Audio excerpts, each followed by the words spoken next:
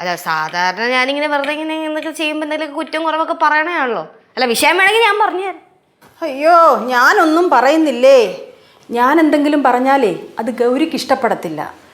Hotel തുടങ്ങിയില്ല, അതിനു മുമ്പേ തമ്മിത്തല്ലായി. അയ്യോ ഞാനൊന്നും പറയുന്നില്ലേ.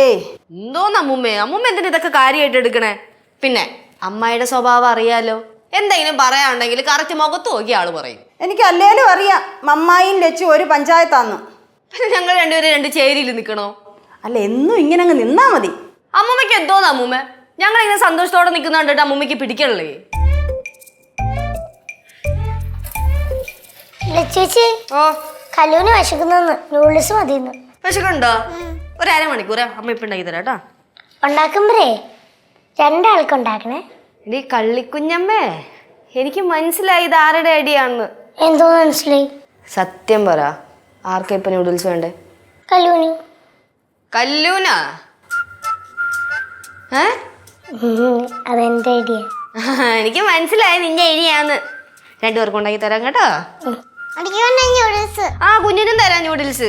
കല്ലുമോളെ വാ അമ്മൂമ്മ എടുക്കാം. ഇരിക്കണോ? ഇവിടെ ഇരുത്താം. പിന്നെ വേണ്ടേ അമ്മയും അമ്മായിയും പോലെ കല്ലുമോളും പാറുകുഞ്ഞമ്മയും ഒരു സെറ്റ് ആവണേ.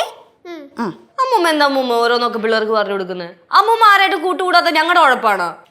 എടി അതിന് ഞാനെന്താ പറഞ്ഞു? ഇവർ രണ്ടുകൂടെ കൂട്ടാവണമെന്നല്ലേ പറഞ്ഞുള്ളൂ. നീ എന്തിനാ ലച്ചു ഇങ്ങനെ ആവശ്യമില്ലാത്തൊക്കെ പറയുന്നേ?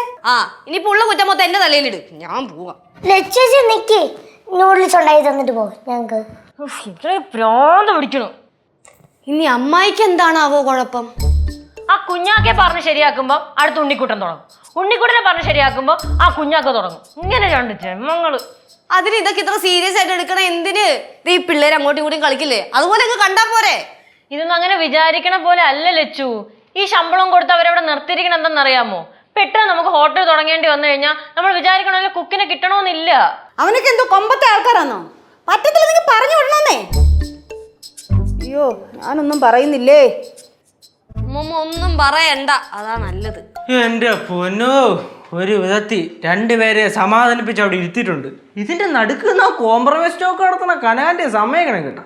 പക്ഷെ എന്തൊക്കെ പറഞ്ഞാലും രണ്ടുപേർക്കും കരകാന്റിന് ഭയങ്കര കാര്യമാണ്. അരെ മുതലാളി, അവര് പറയുന്നതിനും കാര്യമുണ്ട് കേട്ടാ. ഇതിങ്ങനെ നീട്ടിക്കൊണ്ടുപോയാൽ ശരിയാവൂ? റെന്റ് കൊടുത്ത് മുടിയത്തേ ഉള്ളേ, എത്രയും പെട്ടെന്ന് തുടങ്ങണ്ടേ? അയ്യോ പതുക്കെ മതിയെന്നേ. എന്തോ ഇപ്പൊ എത്ര ധൃതി? ആലോചിച്ച് തീരുമാനിച്ച് ഫിക്സ് ചെയ്ത് പിന്നെ ഒന്നുകൂടെ ഒന്ന് ആലോചിച്ച് 2025 ആയതല്ലേ ഉള്ളൂ. ഇനിയും വർഷങ്ങൾ ഇഷ്ടംപോലെ കിടക്കുമല്ലയോ? അമ്മാ എരുതിയിൽ എണ്ണ ഒഴിക്കല്ലേ. അയ്യോ നിങ്ങളല്ലേ പറഞ്ഞേ ആലോചിച്ച് തീരുമാനിച്ച് പതുക്കെയൊക്കെ മതിയെന്ന്. എന്ത് നഷ്ടം വന്നാലും സഹിച്ചോളാമെന്ന്. അമ്മൂമ്മ ഗൗരിയമ്മയെ കളിയാക്കിയതാ. മനസ്സിലായി. ആരെ പൈസ പോണെന്ന് ആലോചിച്ചാ കൊള്ളാം. ഇപ്പൊ എന്തരാണ് നമ്മൾ ഒരാഴ്ചക്കുള്ളിൽ ഇതിന്റെ ഇനാഗുറേഷൻ നടത്തുന്നു. ഓക്കെ അല്ലേ അമ്മൂമ്മ? ഹാപ്പി അല്ലേ? അയ്യോ എന്നോടൊന്നും പറയണ്ടായേ. ഇപ്പം ഞാൻ എന്തെങ്കിലും പറഞ്ഞാലേ അത് മാത്രമേ കേൾക്കാൻ കാണത്തുള്ളൂ. അതുകൊണ്ട് ഞാനൊന്നും മിണ്ടുന്നില്ല. ഞാൻ പോന്നേ. കുഞ്ഞു വരുന്നോ? വാ നമുക്ക് പോയേക്കാവേ. പറയാനുള്ളതൊക്കെ പറഞ്ഞിട്ട് പോണ പോക്ക് നോക്കിക്ക്. എന്നിട്ടൊരു ഡയലോഗും ഞാനൊന്നും പറയുന്നില്ലേ. നന്നായിട്ട് അവസരം മുതലാക്കണുണ്ട്. അല്ല സംഭവമൊന്നുമില്ല. നമ്മൾ അമ്മൂമ്മയടുത്ത് ഈ അഡ്വൈസ് ചോദിക്കാത്തതിൻ്റെ ഭയങ്കര കലിപ്പുണ്ട് അമ്മൂമ്മയ്ക്ക്. സത്യം പറയുന്നതൊന്നും വലിയ കാര്യമായിട്ട് എടുക്കേണ്ട കാര്യമൊന്നും അല്ല. അമ്മായി ധൈര്യമായിട്ടിരിക്കും. അമ്മായി നമ്മളൊക്കെ കൂടിയില്ലേ? അതാണ് ആകെ ഒരു ആശ്വാസം. തനിക്കെന്താ വേണ്ട? നൂഡിൽസാ? എനിക്കും അടിസോൾവ് ആയിട്ട് വന്നതാണ്, ക്ഷീണം കാണും. ഫ്ലവേഴ്സ് ഒരുക്കുന്ന കാഴ്ച വസന്തം യൂട്യൂബിൽ പ്രേക്ഷകർക്ക് ലൈവായി കാണാം. ഫ്ലവേഴ്സ് കോമഡിയിൽ ജോയിൻ ചെയ്യൂ, ആസ്വദിക്കൂ.